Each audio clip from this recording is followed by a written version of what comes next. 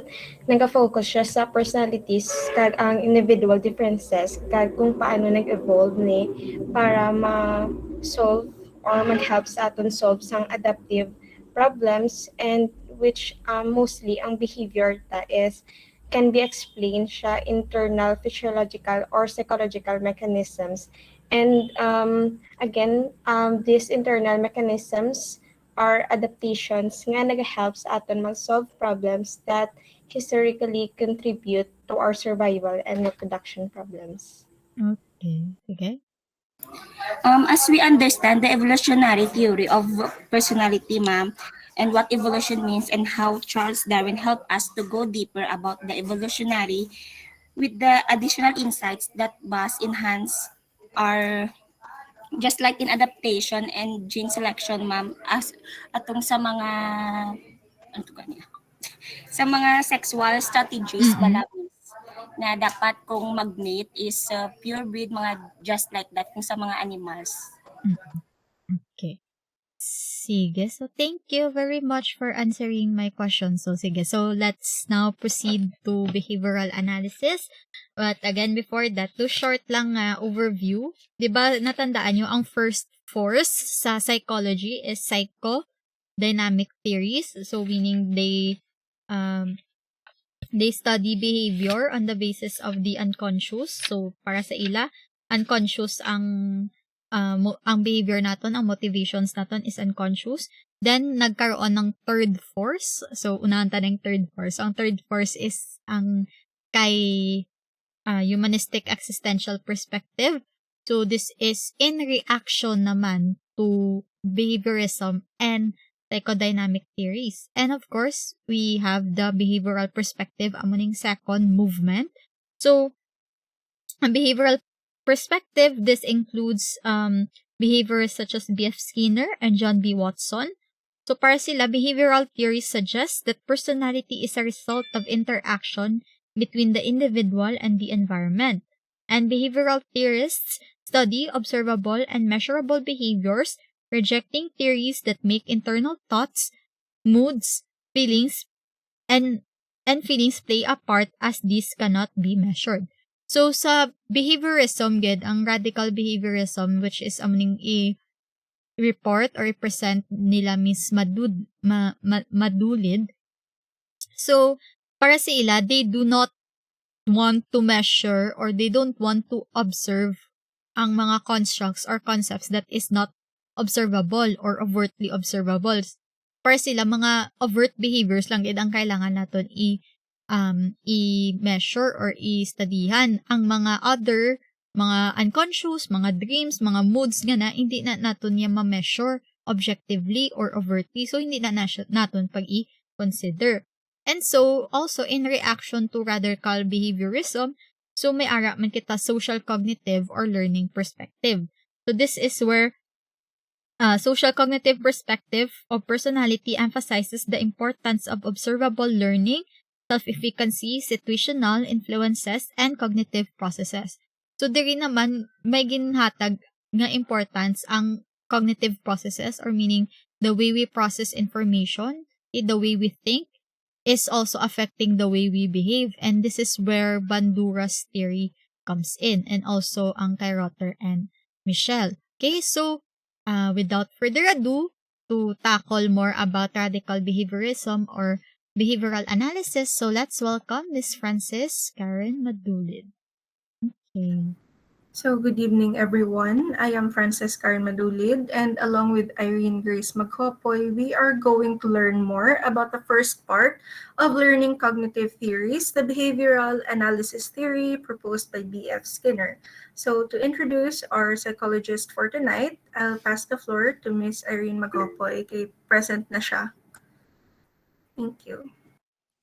So good evening, Miss. Good evening, classmates. So let's talk about who is B.F. Skinner. So we're going to start from his strict childhood. So let's get to know if sino gid man si B.F. Skinner, which is Burhos Frederick Skinner. So let's start from his strict childhood. So naborn si B.F. Skinner sa Pennsylvania, baliduan na sila mag-utod pero napatay iya brother at the age of 16. So Skinner have a parents nga very hardworking yet ver- but very conservative and ga-uphold kids sing behavior nga like authoritarian and ginadictate ya gid ang behavior sing iya bata kung ano dapat ang ila obrahon. So ang common yun nga permi ginahambal sing iya nga parents nga rule is I was taught to fear God. Wait lang po. I was taught to fear God, the police, and what people will think. So technically, at the early age, si Skinner very conscious na siya katama on what society can tell about his behavior and how the voice of society can mold and destroy himself or others.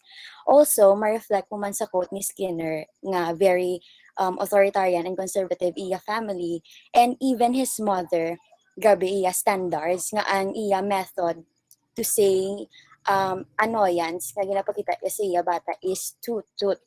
So bale, kung maghambal na iya mother nga muna, ma meaning na nainit na siya kay Skinner, dapat untaton na ni Skinner ang iyang ginaobra nga malain sa panulok ya bala or sa iya nga ways and kung paano ya gina-behave self. So even iya grandmother mother gina-explain siya ang kung paano bala ikaw i-punish sa hell kung magkasala ka sa ginahambal sang mga Bible, dapat sundon mo gid na kay kailangan mo mag-fear sa God. So hambal sing iya nga grandmother, ang hell daw kuno is patas na siya kuno sa concept sing red hot coal sa parlor stove. Kung makita mo na siya sa mga old Victorian homes sa una, amo na siya ang do ga connect na siya sa chimney nga do ga serve as a heater. So ang iya man father, naka-contribute man sa iya mga morals nga sa early age kintudlo siya kung ano ang gakalatabo sa mga criminals kung ano bala ang lives ng criminals. So ginpakita kay Skinner sa isa ka country jail, ginlecture sa iya sang iya tatay nga amo na kanong life sang isa ka notorious nga prisoner kag kung ano ang gina-feel nila sa sulod sa prisuhan. So kung mabasa mo ang autobiography ni Skinner, makita mo gyud nga mga reference didto kung paano nag-impact ang ginhatag sang iya childhood sa iya subong nga adult behavior, which is the reflection man sing iya nga theory. So he wrote he wrote man siyang autobiography nga kung ga-visit siya sa cathedral, miskan adult na siya, nakulbaan siya mag-step sa mga gravestone nga makita iya bala sa floor. Kay as a child, he has been told time and time again nga ang behavior nga na is hindi proper. So those kinds of experiences made it clear to Skinner that his adult behavior has been determined by reward and punishment, which is the concept of reinforcement na develop through the years. So he had received a child, I I mean he has received as a child thus the system of psychology of what he view people and the complex system sing pagtrato siya sa iya parent amo na ang ga-reflect sa iya subong nga theory. So let's proceed to the machine and animals. So si Skinner very prophetic siya sa machineries kay sang bata siya gintry gyud mag-ubra sing mga carousel, slingshot, airplane models, and even ginagaubra siya even gintry mag-ubra sing perpetual motion machine nga wala siya gid na totally na ubra kay it is impossible to made such machine kay kailangan na siya sing energy nga maka-work siya infinitely nga wala gagamit sang other external source. So si Skinner nag-fail siya dila technically speaking kay hindi gid na siya maubra kay ma-violate ang law of thermodynamics. So hindi na ta mag-dig deeper sa mga laws nga na. So let's proceed sa iyang interest sa animals. So growing up, grabe ang fascination niya na sa pigeons and rats. So makita o man siya mga study amo na permiya ginagamit nga animals para mag-perform sang iya nga study. So may mga pet siya nga turtle, snake, toads, and even lizard. So nag-start yun na ang pag interest niya sa mga pigyon sing watch sa sing pigyon rage sa isa ka sa ilang countryside bala.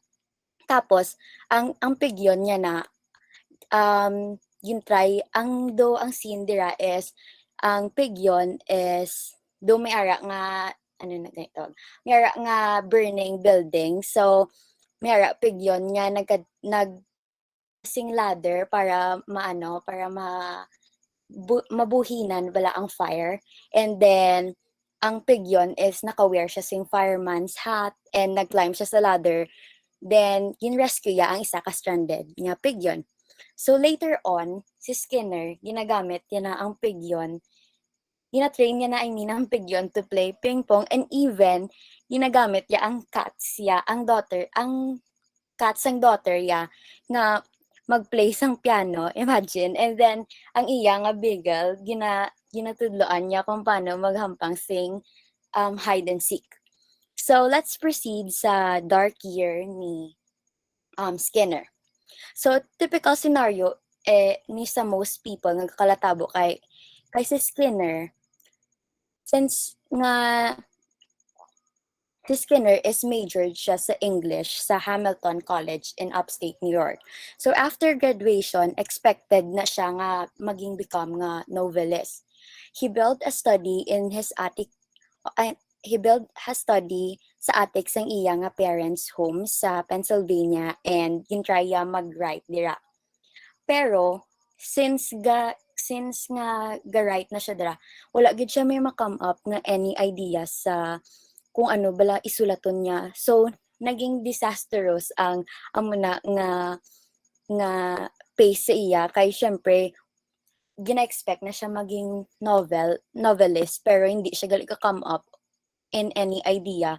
So ga-read na siya, ga-listen sa radio, ga-play siya piano para lang maka-build sing inspiration, pero wala gid natabo. So sa typical nga scenario, ara na nga do ma-feel sang tanan nga si Skinner nag-ano na siya sing depression niya bala, like nagambay siya nga nga sa father niya nga need niya na gid niya mag-consult sa psychiatrist, pero ang hambal sing father ya hindi lang kuno kay waste lang sang money. So na-feel na ni Skinner nga at the age of 22 failure siya, kay ang kaisa-isa nga gusto ubrahon hindi iya man lang ma-start ubrahan.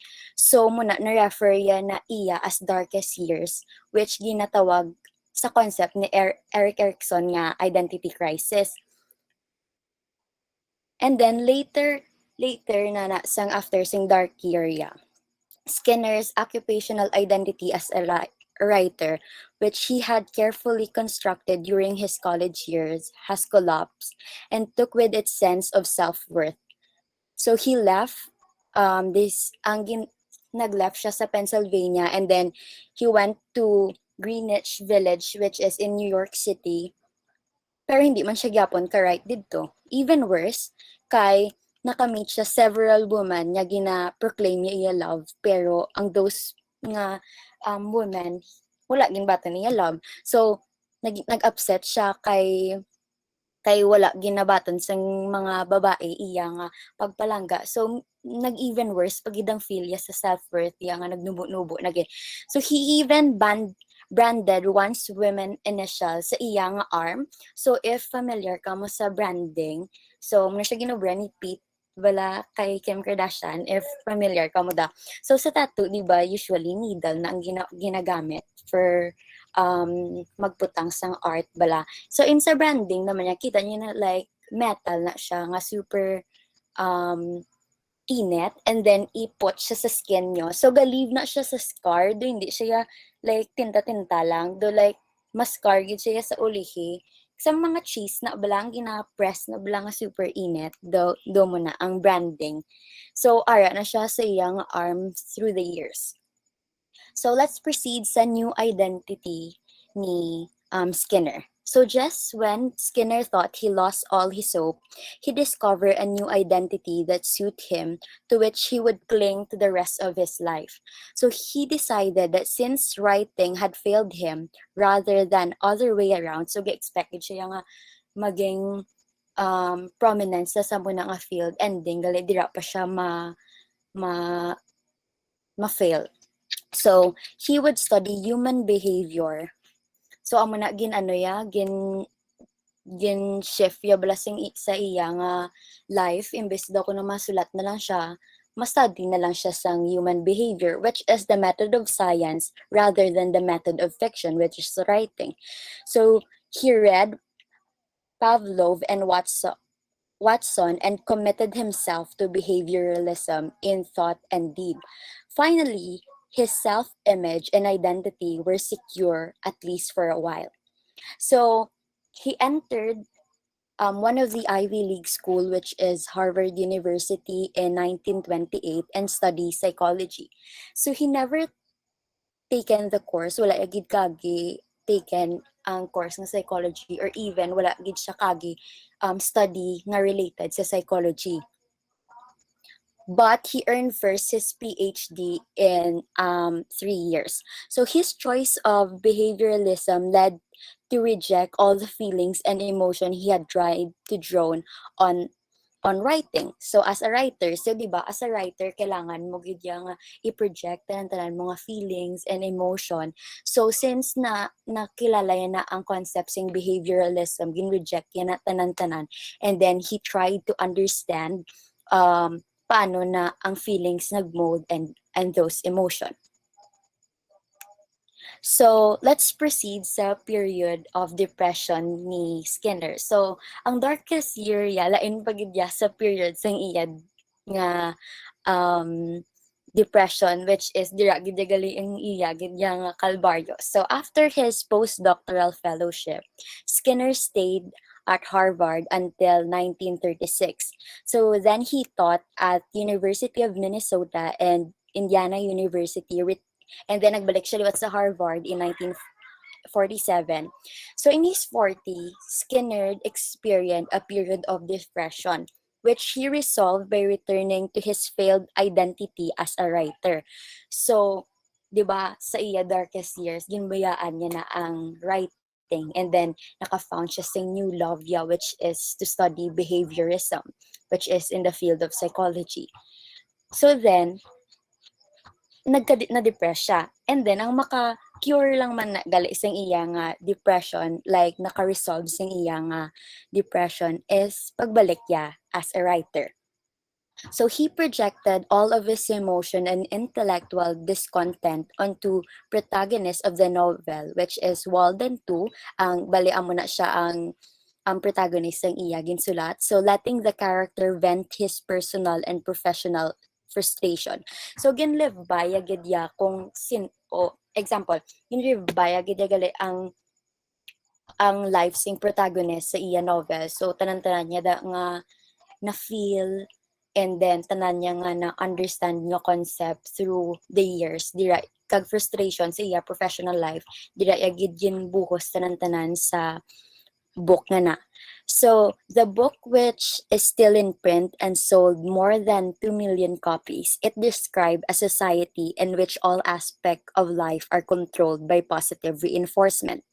So, makita mo na sa libro ya kung paano yan na-come up ang positive reinforcement nga ginatawag, which is na-experience yan na sa bilog yung nga kabuhi. Kay ang iya, kay amo na gina-project sing iya father, grandmother, and mother, which nga ginapakita yaman nga most of the society amo man dali na ang gakalatabo. So it has been suggested that Walden 2 can be seen as a precursor to the major themes in the more recent positive psychology. So muna. So after his period of depression, ara na siya sa iyang era sing quirky, conscientious, and somewhat neurotic na era. So early on his career, Skinner allowed himself to be tested using the both Rorschach and the thematic apperception test, which is the TAP. And ang Rorschach, amo na siya ang projective psychological test, which is very familiar man guro kamo tanan, which is amo na siyang ink block bala nga mga design nga black and white, if you're familiar with that. And then the TAT nga through the years, since 2012, a group of psychologists in Norway examined his test result and drew several conclusions about Skinner's personality. So they rated him in high consensus and openness to new experience, somewhat extra extroverted and narcotic. He also characterized as quirky and driven in his work, with strained social relationship and lack of liveliness. So, into his 80s, Skinner continued to work with enthusiasm and dedication. He regulated his hobbies, recording his daily work output and average time spent per published word, which is 2 minutes. So kada magsulat siya gina-time niya gid na kag kung ano ginaubraya per may ginasulat niya gid, which nga naging hobby yan na hasta siya mapatay. So thus he became a living example of his definition of human as complex system behaving in lawful ways. So diri mo gid makita nga ang concept nga ginubra ni Skinner is the reflection of how he was molded by his family's perception.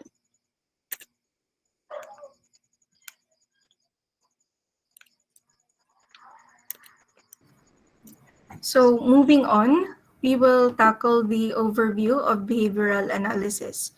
So, while Freud, Jung, and Adler were relying on clinical practice, and before Eysenck and McRae and Costa were using psychometrics to build theories on human personality, an approach called behaviorism emerged from laboratory studies of animals and humans. Skinner's argument was that psychology is the science of behavior, of what an organism does. Skinner minimized speculation and focused mostly on observable behavior. His strict adherence to observable behavior earned his approach the label radical behaviorism, which is a doctrine that avoids all hypothetical constructs such as ego, traits, drives, needs, hunger, and the likes. So before Skinner, there were few psychologists nga nag-study ka behaviorism, like John Watson and E.L. Thorndike. So the first psychologist to systematically study the consequences of behavior was Edward L. Thorndike, who first worked with animals and then later with humans.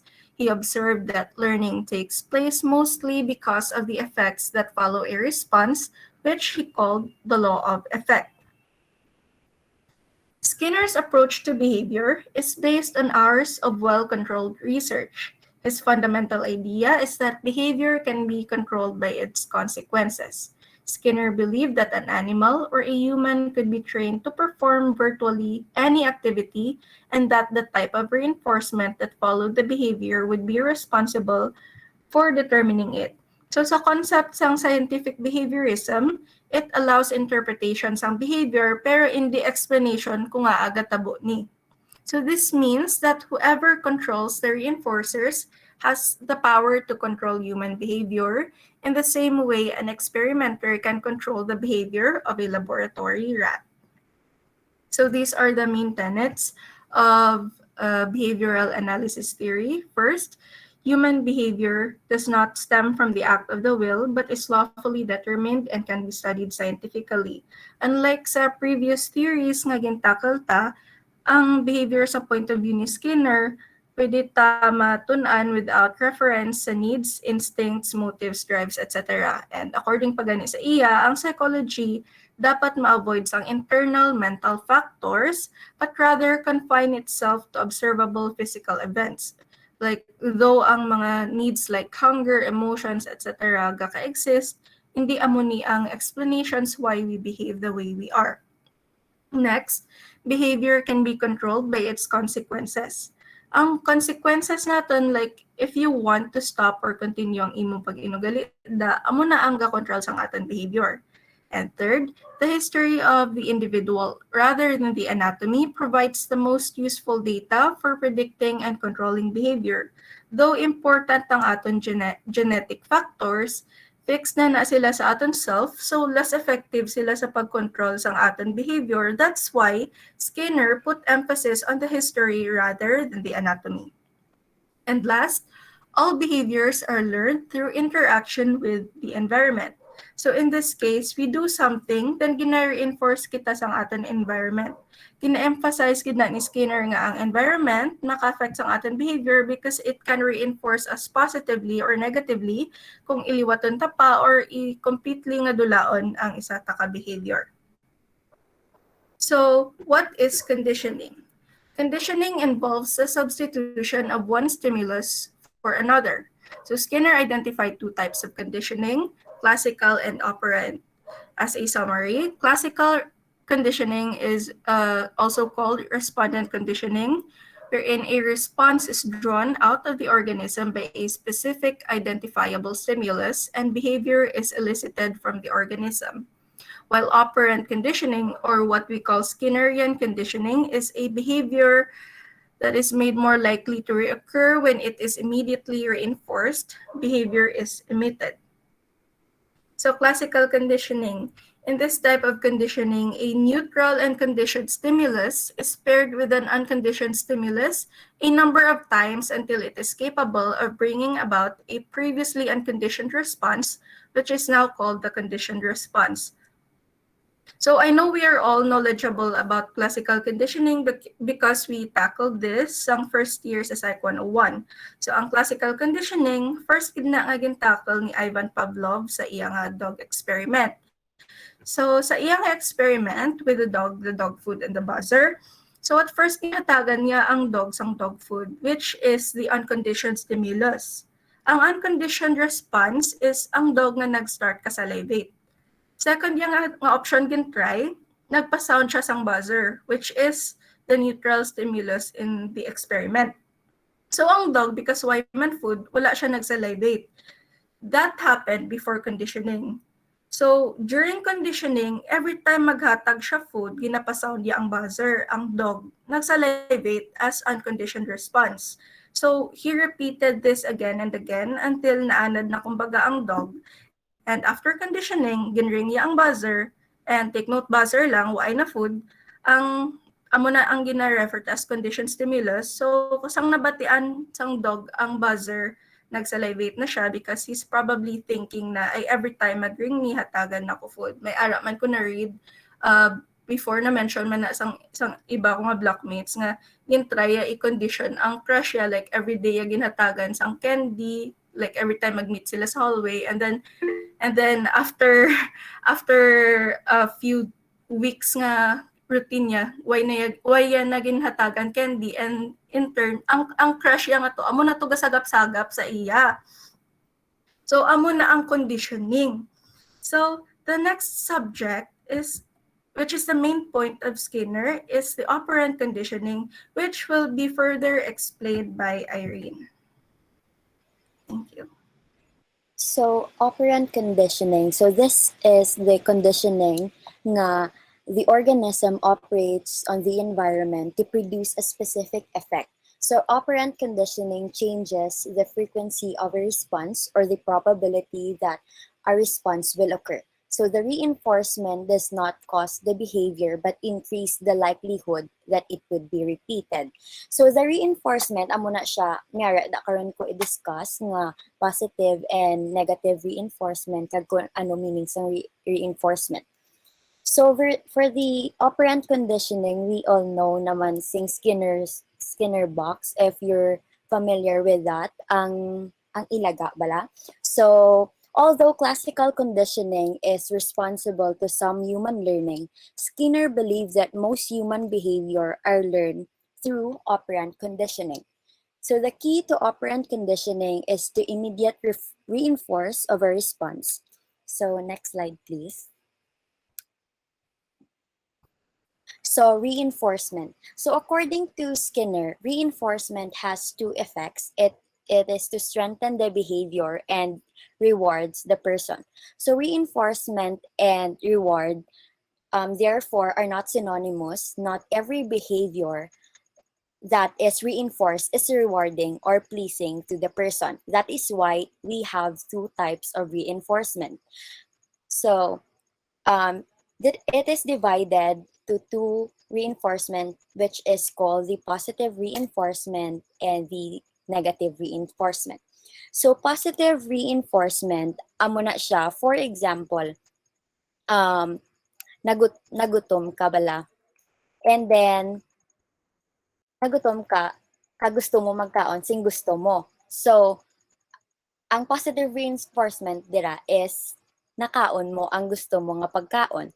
So, other way around naman niya sa negative reinforcement. Sa negative reinforcement naman niya, nagkaon ka, kay nagutom ka. So, wala siya sing reward. So, sa positive reinforcement niya, may ara, gidya the reward. Bala nga, amo na nagkaon ka, kay gusto mo na nga pagkaon. Sa, di ba, sa negative ya, negative reinforcement ya, nagkaon ka dahil gutom ka lang. So, next slide, please.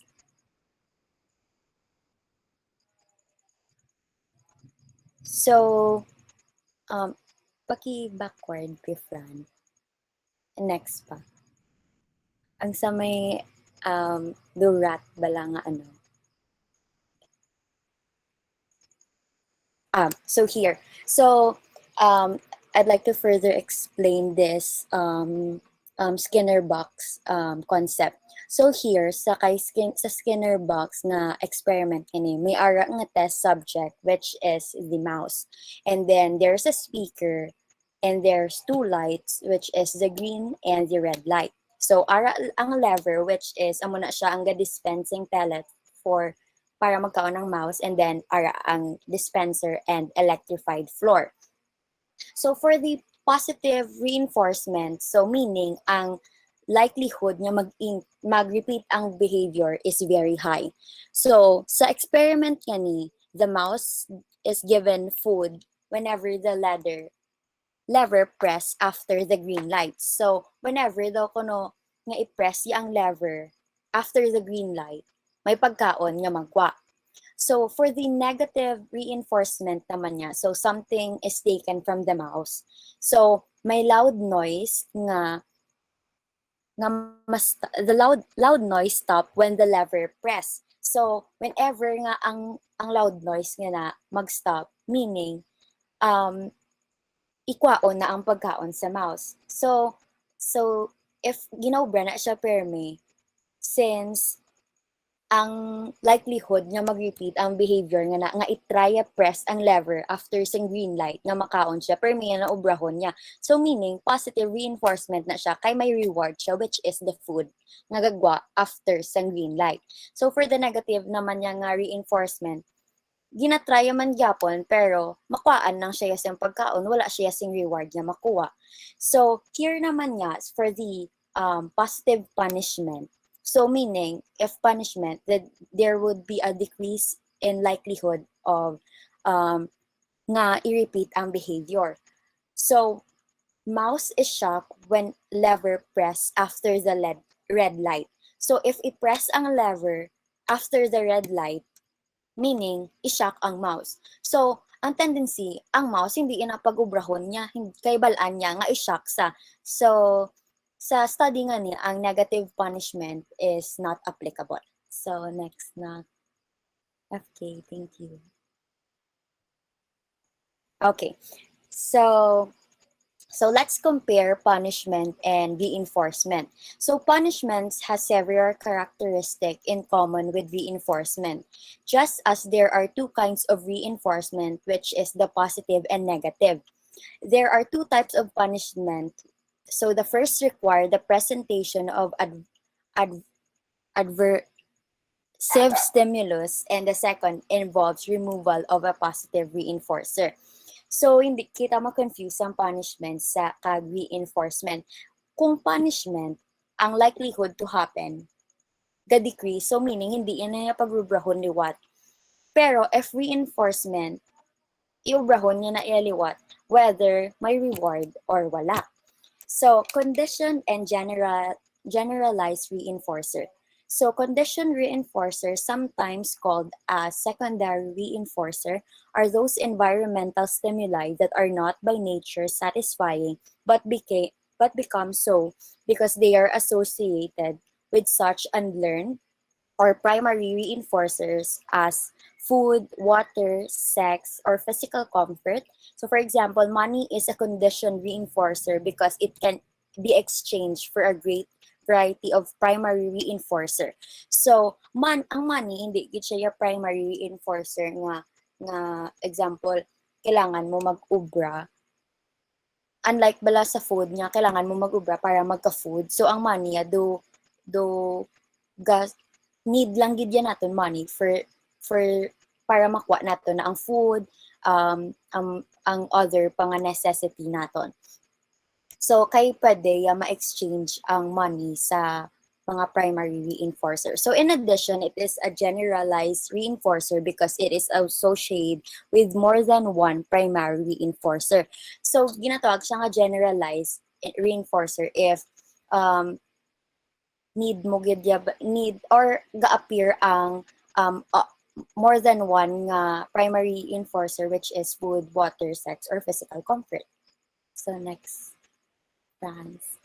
So here naman niya, this is the schedule of reinforcement. So for the fixed ratio, the organism is reinforced intermittently according to the number of response it makes. So ratio refer to the ratio of responses to a reinforcer. For example, sa sa fixed ratio, wait na while.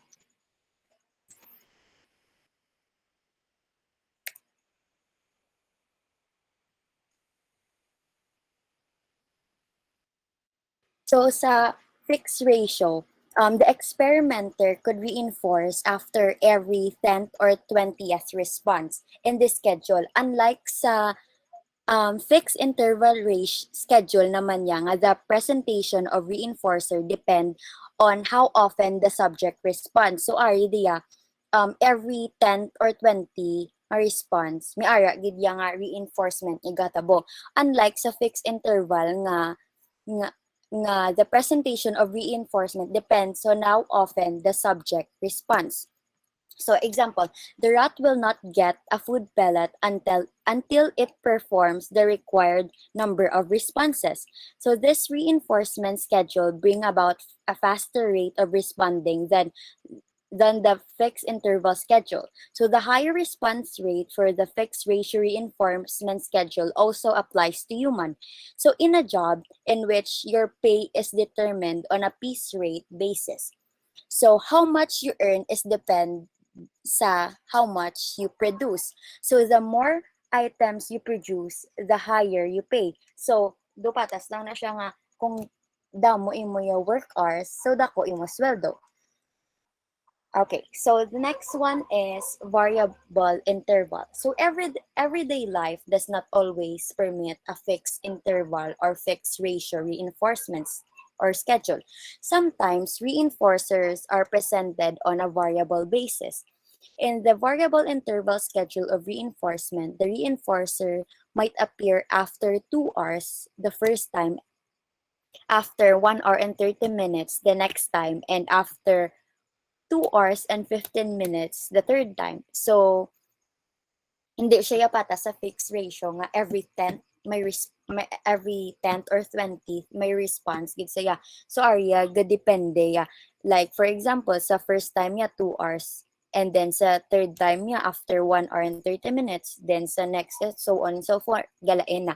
So a person who spend the day fishing might be rewarded if all of these variable might be rewarded if for example, ang tao ga-fish siya sa isa kadlaw. So sa isa kadlaw, makakuha siya 10 ka fish. Sa next day naman niya, makakuha siya sing 20, or sa third day naman niya mabalik siya sa 5 na fishes. So hindi siya pata sa fixed ratio nga nga do mayara gid sila nga fix nga every 10th or 20 amo na. So next is variable ratio. So a variable ratio schedule of reinforcement is based on an average number of responses between reinforcer. But there is a great variability around the average. So Skinner found that the variable ratio schedule is effective in bringing about high and stable responses rate as the person who operate, for example, as a person who operates gambling in casinos can happily attest with this. So slot machine, wheels, nabla horse races, and state lottery game play on a variable ratio reinforcement schedule, an extremely effective means of controlling behavior. So sa variable ratio, ya, makontrol ya ang behaviors sang situation unlike sa other nga ratio or interval. So variable reinforcement schedule result in enduring response behavior that tends to resist resist extinction. So most everyday learning occurs as a result of variable interval or variable ratio reinforcement schedule. So Skinner's research on reinforcement schedule shows that they are effective for controlling, even modifying or shaping behavior. So if you are in charge of rats or salespeople or assembly line workers, or you're trying to train your pets or child, these operant conditioning techniques can bring about the behavior that you want. So, variable ratio is ang very good nga effective to show behavior sa tao since kaya pwede mo siya makontrol unlike sa other intervals or schedule. Next, Fran. Okay, shaping. So shaping is a procedure in which the experimenter or the environment first rewards gross approximation of the behavior, then closer approximation, and finally the desired behavior itself. So, ang shaping, for example, si Skinner, isang bata siya, ginambalan, gid siya nga, you need to fear God, you need to fear the society on kung ano ihambal sing society simo. And then ginhambal siya what is good and what is bad. So amo na nga pag-shape siya sing iya parents which reflected nga very ano na siya, very uphold gid siya sa iya mga morals sa life nga gina-fear ya gid ang God, and then very crucial gid siya kung ano ihambal siya sa society since amo na ang pag-shape sa iya behavior. So in Skinner's original operant conditioning experiment, the operant behavior, which is the pressing the lever, is a simple behavior that a laboratory rat would be expected to display eventually in the course of randomly exploring the environment. So, first nila nga try sing operant conditioning experiment. So, ang ginapakita sang rat nga first gid nga behavior which is galagaw-lagaw, ga check da sing mga bagay-bagay is simple behavior lang gid sing rat nga gina-expected nila nga i-display. So thus the chance is high that such behavior will occur assuming the experimenter has sufficient patience. So ang mga ginapakita ng behavior in time kay pwede na siya ma-repeat so hindi na nga kaisaya lang obrahon. So it is obvious however that animals and humans demonstrate many more complex operant behavior that have a much lower probability of occurring in normal course event. How are these complex behavior are learned? Um, so makita mo na nga paano siya na-learn sang rat nga i-push yan ng lever, paano niya na understand niya every green light. Gali, gina-fed siya sang pellet and after naman niya sang red light, meaning i electric sa wala sing sa ara sa box. So it is because of shaping. So extinction. So the fourth cause of loss of learning is extinction, defined as the tendency of a previous acquired response to become progressively weakened up upon non-reinforcement. So extinction. So ang extinction naman niya is a type of behavior, or what do you call this? Wait lang. Anyway.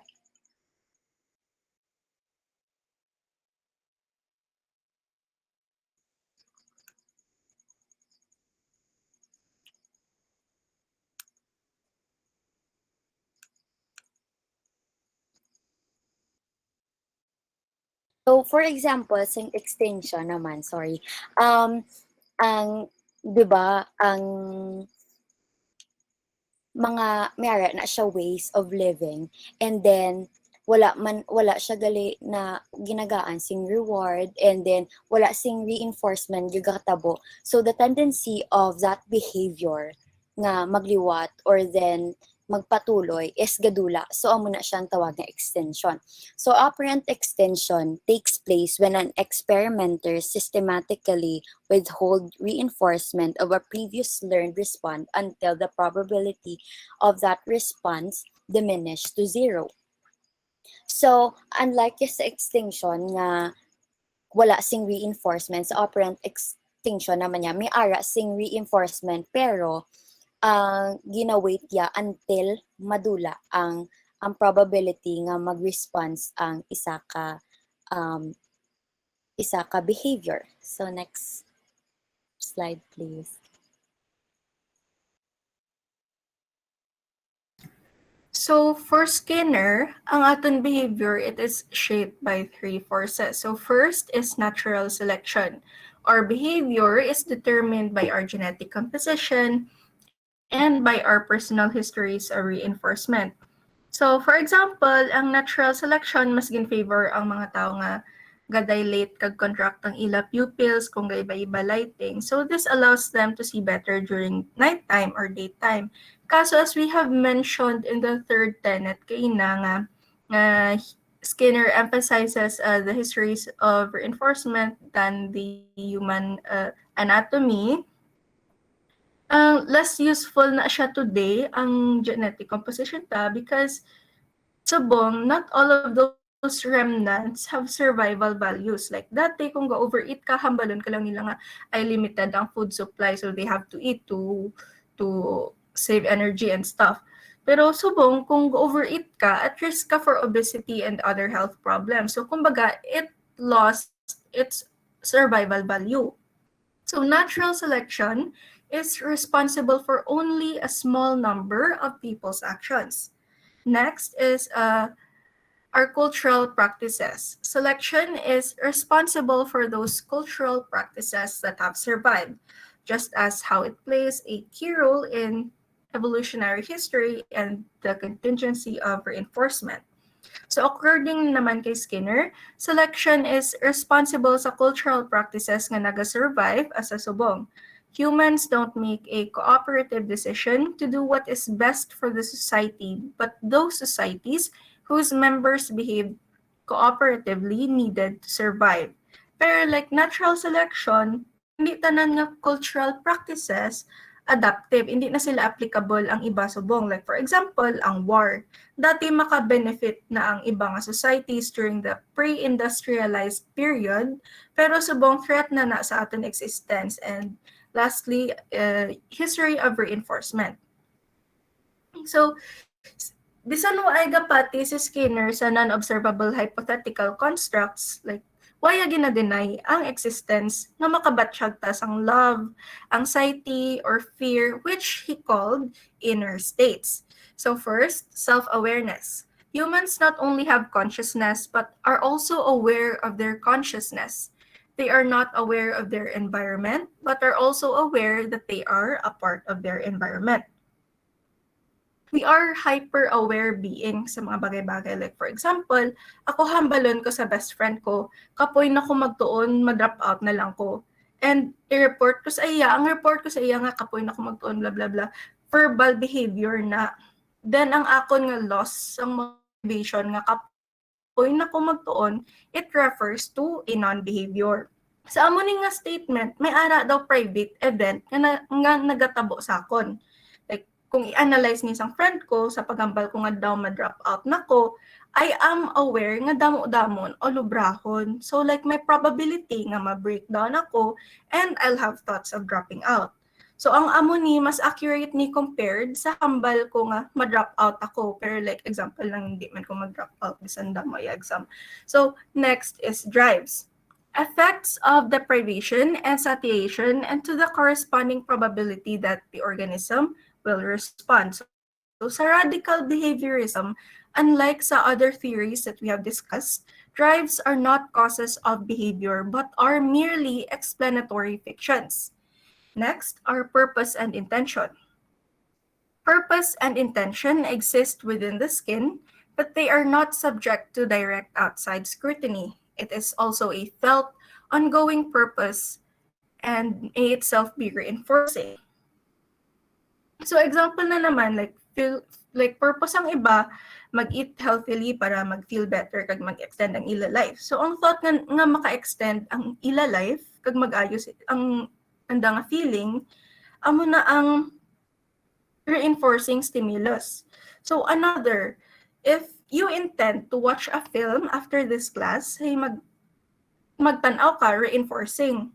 So kung ga-intend ka na nga mag-watch movie, ma-feel mo na ang intention physically, like muna, gahulag ka na, magkadto sa TV, mag-open Netflix, etc. So ang purpose and intentions nga ni, these are physically felt stimuli within the organism and not nga mentalistic events nga responsible for our behavior. So complex behavior. We are complex beings, and Skinner did not deny the existence of these complex behaviors, such as higher mental processes, creativity, unconscious behavior, dreams, and social behavior. So, higher mental processes. Human thought is the most difficult of all behaviors to analyze, such as thinking, problem solving, and reminiscing are what we call covert behaviors that takes place within the skin but not inside the mind. Next is creativity. If the behavior were nothing other than a predictable response to a stimulus, creative behavior could not exist because only previously reinforced behavior would be emitted. Next, unconscious behavior.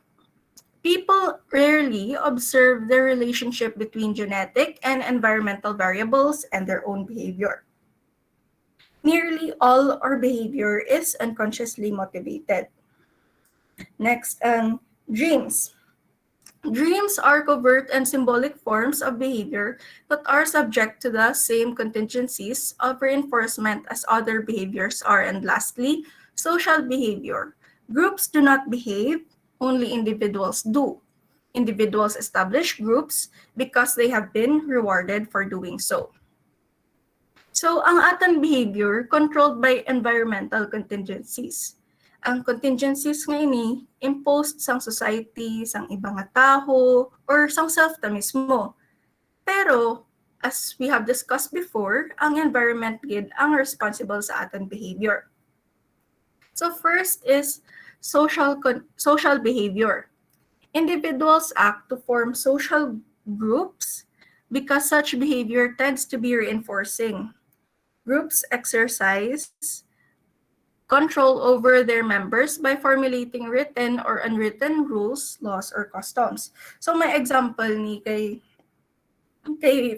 Skinner and kay Fromm, kay to part sila siguro sa isa ka psychological society na naman, they're all friends whatsoever. So Fromm is Skinner's harshest critic.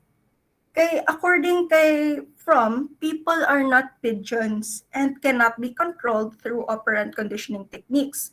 So, they're seated across the table. So, gatubang na sila like ga-discuss si Fromm sa tubang and sa tubang niya si Skinner. So, samtang kapamati si Skinner sa discussion ni Fromm, he wrote a note sa iya nga seatmate nga watch Fromm's left hand, I am going to shape a chopping motion. May aragin mga tao nga like kung mag-explain sila may mga hand motions na bala. So si Fromm ang iya nga motion kung gawa ka siya like ga ano siya ga gani ga chop ang hand ya do ga chop ang hand ya.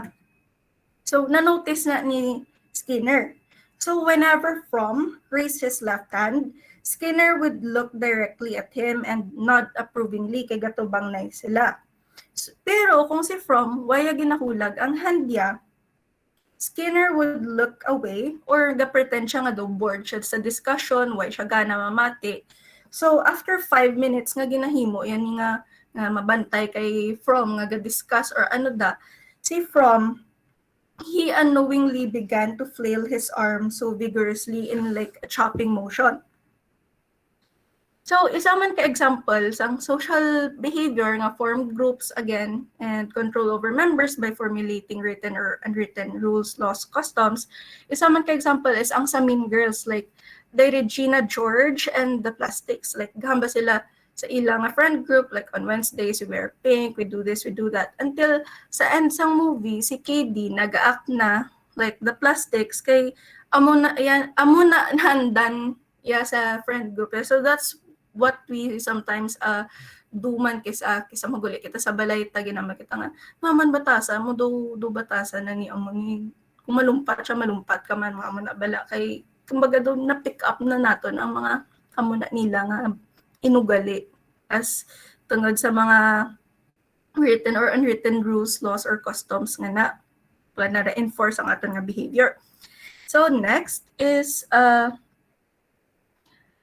so like sa example ni Skinner kay Fromm, tanan kita gina-control sang social forces and techniques, operant conditioning, describing contingencies, deprivation and satiation, and physical restraint. So next is self-control. People can alter the variables in another person's environment, so they can manipulate the variables within their own environment and thus exercise some measure of self-control. So Skinner and Margaret Vaughan have discussed several techniques that people can use to exercise self-control without resorting to free choice. Like first, they can use physical aids such as tools, machines, financial resources to alter their environment. And like for example, a person may take extra money when going shopping to give herself the option of impulse buying. Second, people can change their environment, thereby increasing the probability of the desired behavior. Like, example, a student nga gusto mag-concentrate, mag-study, pwede i-turn off ang phone niya or mag-pomodoro para hindi maguba ang iyang concentration. And third, people can arrange their environment so that they can escape from an aversive stimulus only by producing the proper response. Like for example, a woman can set an alarm clock so that the aversive sound can be stopped only by getting out of bed to shut off the alarm. And fourth, people can take drugs, especially alcohol, as a means of self-control. Like a man may ingest tranquilizers to make his behavior more placid or magpakalma siya. And lastly, people can simply do something else in order to avoid behaving in an undesirable fashion.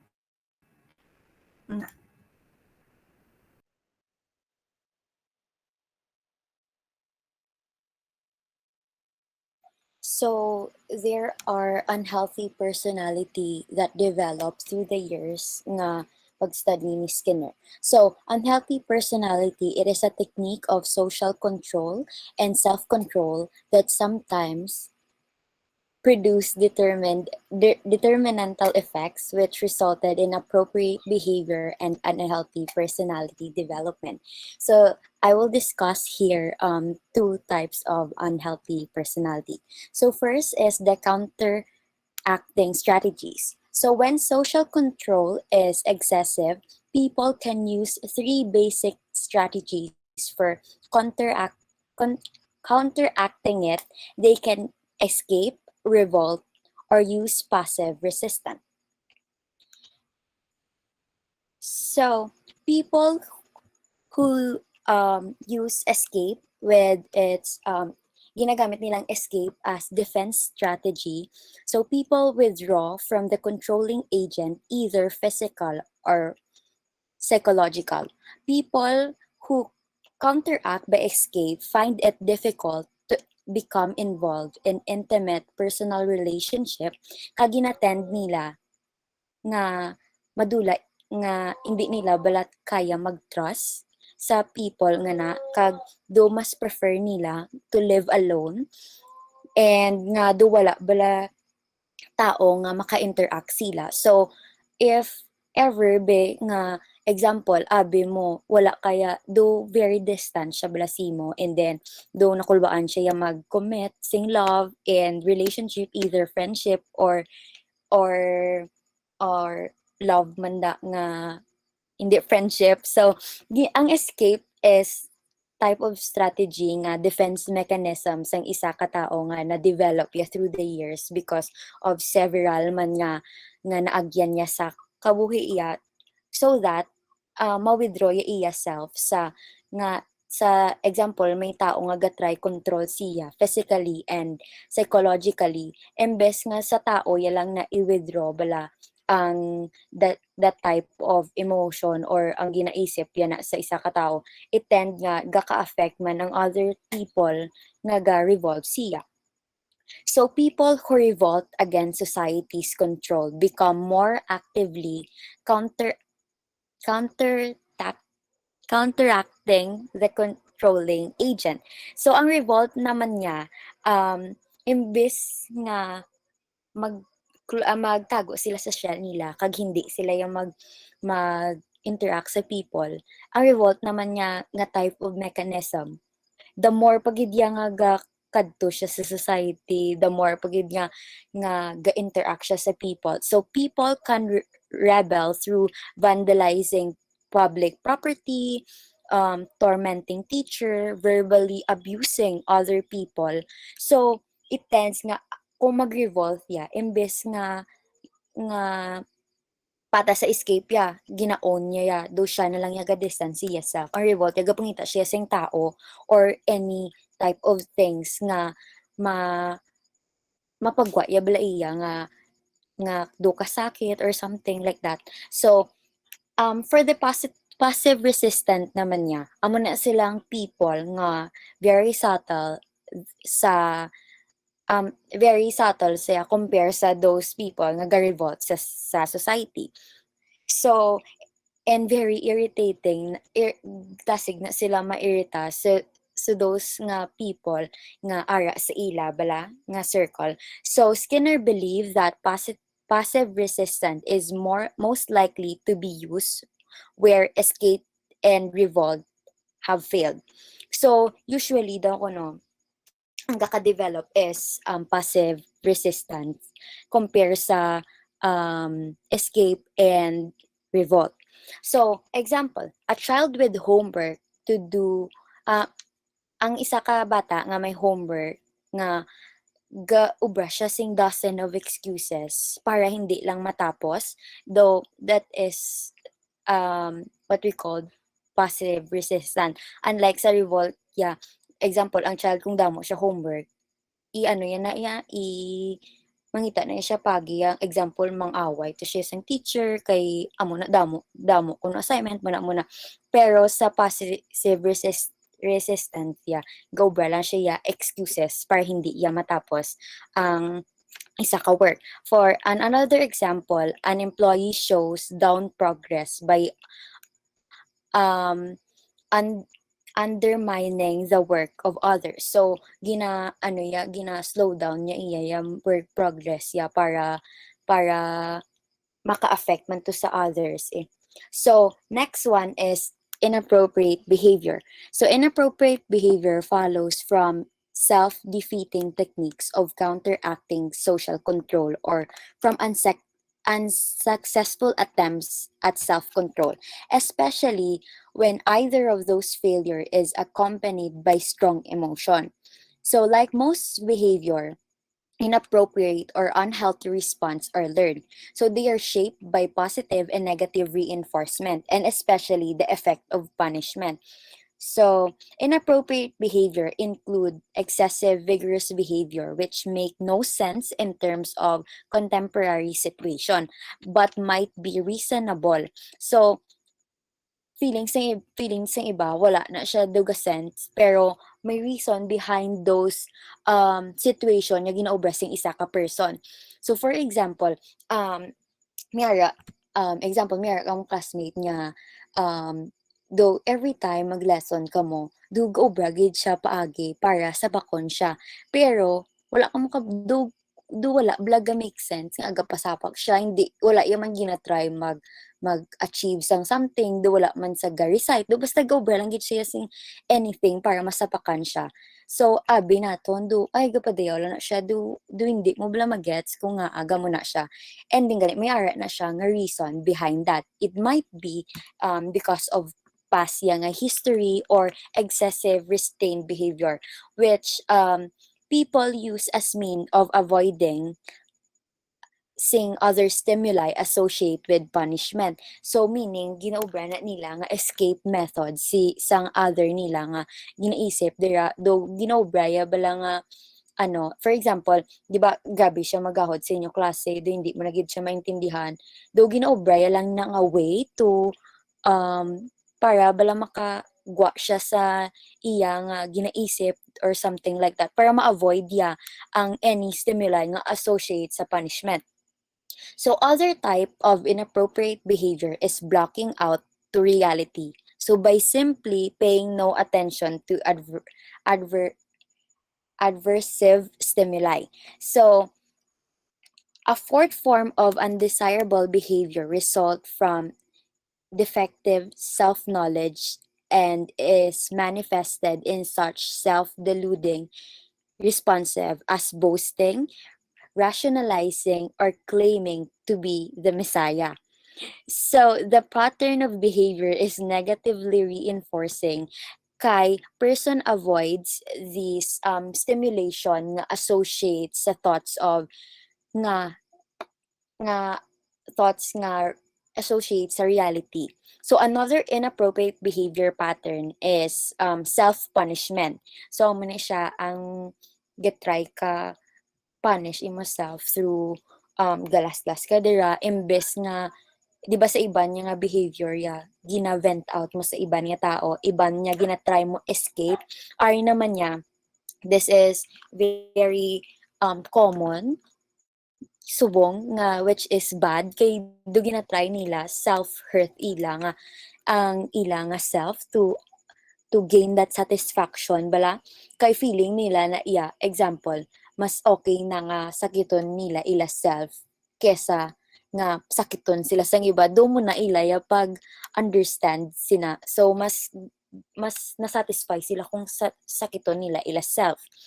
So another topic here is psychotherapy. So Skinner believed that psychotherapy is one of the chief obstacle in blocking psychology to attempt to become scientific. So we all know psychotherapy deals with a lot of talks, hindi siya very like example, kailangan mo medicine to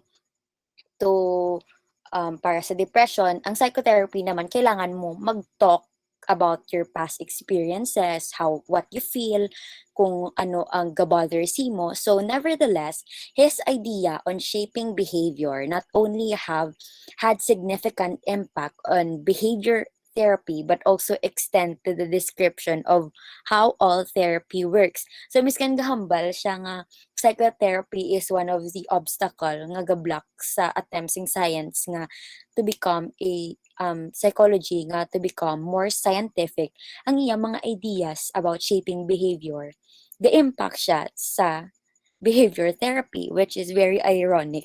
So regardless of theoretical orientation, a therapist is a controlling agent, I mean. Not all controlling agent, however, are harmful, and a patient must learn to discriminate between this type of authority figure. So both past and present. And a permissive therapist, so dapat balaan na sing patient mag-distinguish kung who's who nga associate sa iya past. For example, ang isa na amo na siya ang naka-hurt siya, ang isa mo na ang nag-help siya, dapat ma-identify na ano ang lain sa duwa. So where areas as patient's parent may be cold or rejecting and their therapist is warm and accepting. So, example, ang dapat balancing patient kung ang example iya parent is cold and rejecting, so iya therapist warm and accepting be. So dapat um balancing patient kung ano ang ginapakita sing iya parent kag iya nga therapist. So dapat man niya ang patient nga parents were very critical and judgmental sa ila naman niya nga therapist if it is supportive and empathic sa iya patient. So, the shaping of behavior takes time and therapeutic behavior is no exception. So, a therapist mold desirable behavior by reinforcing slightly improved changes in behavior. So, the non-behavioral therapist may affect behavior accidentally or unknowingly, where as naman niya nga ang behavioral therapies attends specifically to techniques nga dapat nga nga consciously nila gina-apply sa ila patients. So that's all po.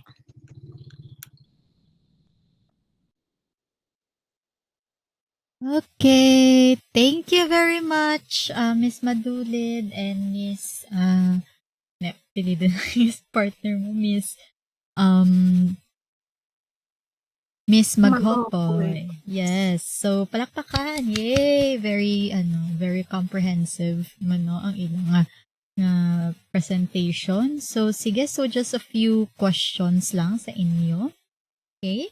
So, what do you think is the contribution of B.F. Skinner with regards to ay sala na lang ko question.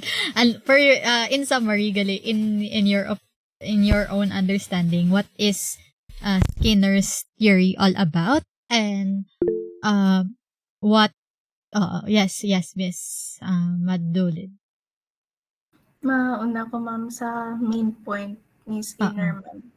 So, ang main point kids ang theory ni Skinner is that ang ating behavior pwede ta ma-change because of consequences, especially sa iya nga operant conditioning nga pwede ta ma-continue or discontinue ang isa ka behavior through positive or negative reinforcement kag ang aton nga change in behavior result ni sang aton response sa stimuli sa aton environment. Okay. Okay, how about you, Miss Maghopoy? So for me, same man kay Frances, miss, nga in every action there would be positive and negative reinforcement nga which is those nga gamold sa aton to what the shape sa aton behavior through the years, pero it doesn't mean man nga ang environment lang gid itself lang siya ga-revolve. So may ara man siya nga ga ga-affect man kung paano ang reward system bala sa aton patas kay Skinner, miss, nga Mm. sa iya nga parents bala miss kung paano siya na build up, do something like that. Okay, sige. What do you think is Skinner's contribution to psychology? Nagidang iyang, yes. So, ang theory ni Skinner damo na ang application, ma'am, pwede ko kakaraya, ma'am. Oh, sige, sure. So, ang theory ni Skinner, application like sa clinical settings, mag-undergo ka kang behavioral therapy, gusto mo i-modify behavior kang sa kataho through the use of reinforcement, shaping, etc. Or like sa classroom, kung paano i-gamitin ka teachers, kung paano i-manage ang... Sorry. kung paano I don't, nagano, gulpi, ako nga, kung paano i-manage sang teachers ang students, especially sa mga bata, like mga preschool or like mga early childhood education, mga elementary. Kung, like for example, kung good sanda or like buot sanda, gina-praise sanda ka ginatawan star, para mapadayon sanda ka act good. and positive. Pero kung may sala sanda, wala sanda ginapa-play sa classmates or like ginapaturog sanda or wala sanda ginapastay sanda after class para hindi rin nanda pagliwatan. Like saraman nga example kay we're almost adults rin man, makita taman sa workplace nga mo-work kita well para tawaan kita ka bonus or i-promote kita.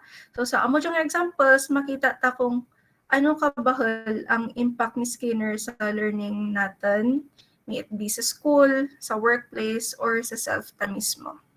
Thank you po. Okay, sige. How about you, Miss Maghopoy?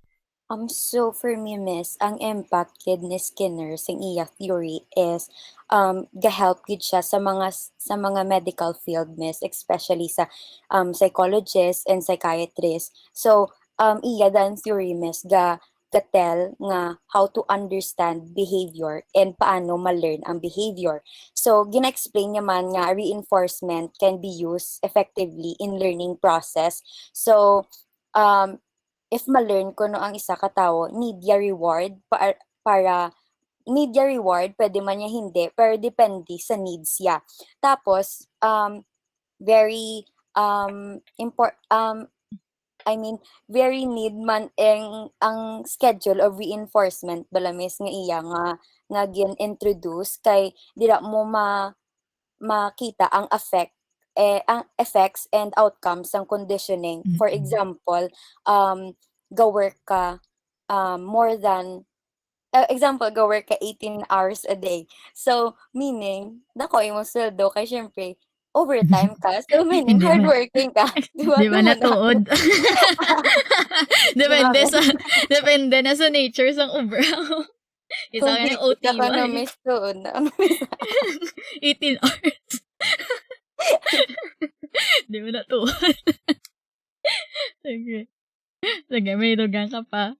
That's all, miss. Okay. Sige. Thank you so much, Miss Madulid and Miss Magopay. So, makita nyo gid no, ang application gid siguro ang do strength gid sang theory ni Skinner is ang sa application niya gid nga makita ta gid nga it's always widely used, diba? So, ang iya ganing operant conditioning, diba? Even in education, diba? Bisan adults na kita, ginagamit naman gapon ang operant conditioning, diba? And in fairness, diba, for example, sa magtuon ka mo sa exam ninyo, so think of it as ang exam is a negative reinforcer or aversive stimuli, aversive stimuli that you need to overcome, diba? So, you need to study para at least hindi ka makulbaan, di ba? So, something like that. So, ano pag so, yes, ang application naman gid oo sa psychotherapy. So, he is the one sa iya nga those Skinnerian nga psychotherapy, it also led to other variations such as ang do systematic desensitization. So, for example, kung may fear ka, sa spiders, so, para ma-overcome mong fear sang spider, so for example, pakitaan ka sang therapist mo anay sang picture sang spider. Okay? Hasta nga magkalma ka, picture lang anay sang spider. And then next is ang atagan niya kabitoy nga spider. Do ginaamat-amat ya ka desensitize sa thing that you are fearing the most. So, do amo gina ang iyang applications pagid. Okay, sige. So, time check is 8:22. So, okay lang kung maentaan ni early subong. So, okay lang kung buwas ang kaday Bandura's group. Okay, ma'am. Okay lang. Oo. So, ano lang kita, ma'am. And lang ta early na kay para at least hindi bitin bala ang kay Bandura, kag kay Router and Michelle. Sige, so, let me check your attendance na lang. Okay? So, tawag mo, lapit na lang maubos ang libro, diba? So, amazing, gidya. Yes. Sinto? Miss, good evening. Miss, Yes, ask ko lang, Miss, kung diin nga source pwede naman mangita si Beck hasta kay Enriquez, miss. Si Enrique, ang kay Enrique sa Filipino Psych nyo nga book, may book ka mo kay sa Filipino Psych? Wala man, miss. Wala. Sige lang. So, hatagan ko lang kamusang source. Si Beck, ang hambal ko kay Corey, Corey. Corey, psychotherapy, counseling and psychotherapy nga book. So, ang mga fourth years, amo nang ilang ginagamit nga libro sa counseling and psychotherapy nila. So, you can ask for a copy kung may ara sila. Same man with Ellis, dara ko man ginkuha sila. So, do isa lang da sila ka chapter mo. So, you can get that, of course. So, sino ganito ang, yes, Miss Madulid? Ang kay Gerald Corey ni ma'am. Yes, ang kay Gerald Corio. Okay, ma'am. Thank you. Na psychotherapy ang book. So, amo man na gamito nyo sa fourth year ninyo mag-counseling and psychotherapy. Kamu, so, ang mga theories din nga ginatun-an ta, diba? Kita nyo may section gan sa psychotherapy. Amo man ang tun-an ninyo sa fourth year ninyo, diba? Amazing. So, that's why, like I said, tun-an nyo nga da ng theories today. So, kung na-master mo ng theory, tapos na lang ng application mag-abot sa fourth year ninyo. Okay, and like I said, damo pa kamo gates nga agyan. Especially kung akong inyo nga teacher. So, may abstract pa kamo, may psych assessment pa kamo sa akon. So, enjoy nyo lang inyo nga psych nga journey. It is hard, challenging, but, kung gusto mo maging psychologist or psychometrician, kailangan mo nga kumbaga tutuman. So, amo nang do survival tip ko gid sa inyo kung gusto niyo maka-survive sa psych. Okay, so